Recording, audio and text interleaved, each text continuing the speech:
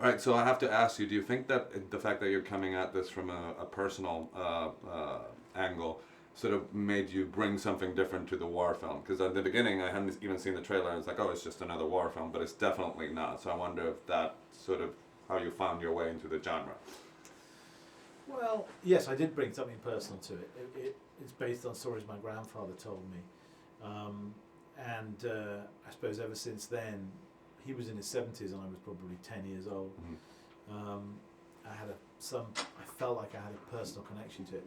But they always felt like his stories, not mine. You know what I mean? Mm. I didn't feel like they were my stories to tell until quite recently when I thought, you know what, I feel like I want to write something myself. What do you think this changed? This was the story that I was felt compelled to tell. Mm. What changed? What do you think it changed? You said that you didn't feel like you were ready, and then suddenly you felt that you were ready to tell the story. You know, I don't really know. I think I got a little bit of confidence in writing, weirdly, from doing the two Bond movies. Really? You wouldn't think that, would you? But because I developed both those screenplays with the From the writers ground up, in the room from the ground up, blank page, you know, day one is a blank page.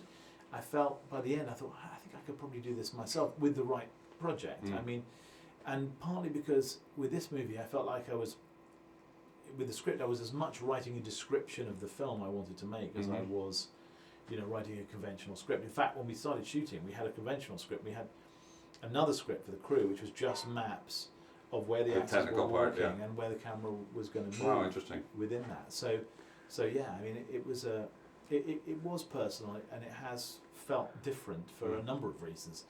One, the way we shot it, obviously, which was one continuous shot, and the other was because, you know, I felt more vulnerable in a way because I'd written it myself, and it was part of my family history.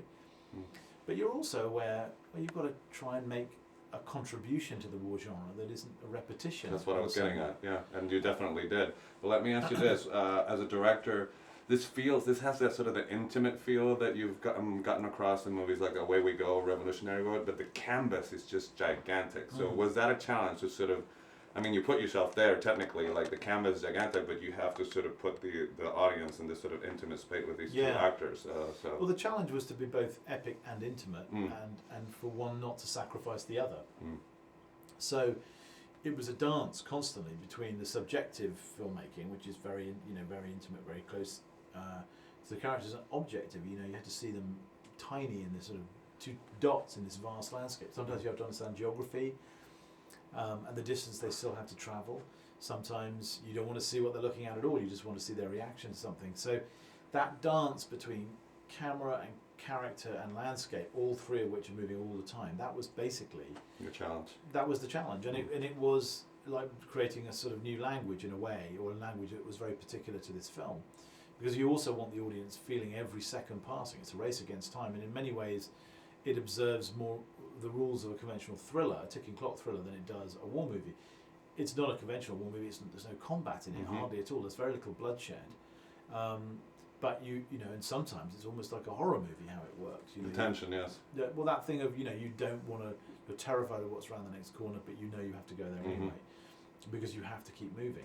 So yeah, it was like it was its own particular set of challenges. So one of the things that I love about American Beauty is sort of the reference to the red door, and then the way that you shot that shot of the red door. And speaking about details, the scale of this is so huge. I would imagine as a filmmaker you could be lost in the details that you could pick out. So how did you hone yourself in and ground yourself? Because I would have figured like you could easily go in a rabbit hole of getting all the details. Well, and also it's a war that was so. I mean, it's, you know, the more you study it, the more interesting it becomes. So I reckon only 20% of our research actually made it into the film. There's wow. Great swathes of things we wanted to try and find a way to put in that we couldn't. I think it's about knowing what to leave out as much as anything else. But it's also about trying to reimagine landscapes that you think you know. You think you know the trenches, you think you know no man's land. But like a photograph, if you study no man's land in a photograph, it just looks like flat land. But when you enter it, it's a world of horror. You know, it's craters and trenches and animals and lines of wire and bodies and rats and crows and, you know, abandoned things, tanks, horses. I mean, you know, and every second of it needs to have that kind of detail to draw you through it. And at the same time, you as an audience need to be given the chance for your eyes to wander over things at times, and not necessarily be told exactly where what to look at. Yeah. So it was just about judgment every day. How much do you want to put in, and how much seems gratuitous? You know, how much is too much in terms of death, particularly, and how much is not enough in terms of, you know, acknowledging the genuine heroism, the people who fought in the war, and the hell that was created, you know, in the Western Front in those years.